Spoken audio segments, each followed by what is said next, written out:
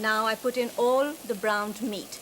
As meat sits in a bowl, wonderful juices collect, so be sure you put in the meat and the juices. Now, this needs to be stirred. The reason why I'm going to cook this briefly is I want all these spices to somehow encrust the meat. It has a different flavor. Just these few stirs that I'm going to give are going to make a difference to the taste of the korma.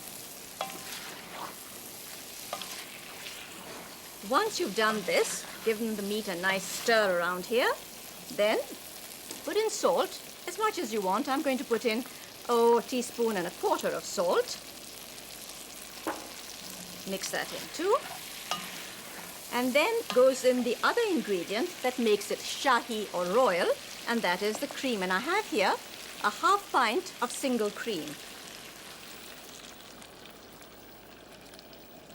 Stir the cream around.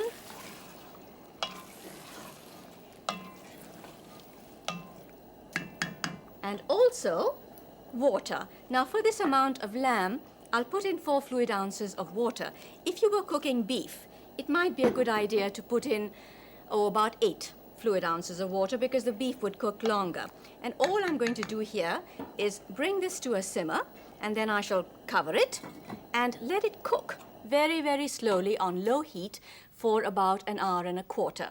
And it'll be done. If it's beef, it takes a little longer, about 2 hours for beef. Now you can cook it on top of the cooker like this, or you can cook it in the oven at 350 degrees Fahrenheit, which is gas mark 4, and it will cook in exactly the same length of time, which is an hour and a quarter for lamb and about 2 for beef. And what I have been doing actually, I have put a pot in the oven, and I'll take it out now and see what it looks like.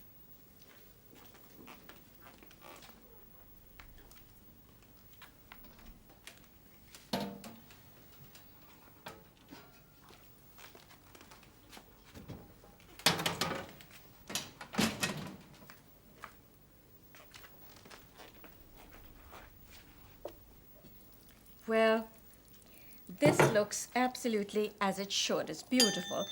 There is a little bit of fat floating around on top, as you can see. Well, all you do, as I explained to you earlier, is you just take the fat out. I mean, fat is nothing to be worried about. There is fat in lamb, so you just spoon out some of it. And it's a good idea not to take out all of it. There actually isn't too much in here. So I'm just going to later on just stir it in. Fat has a wonderful flavor, so you should leave always some of it in the dish.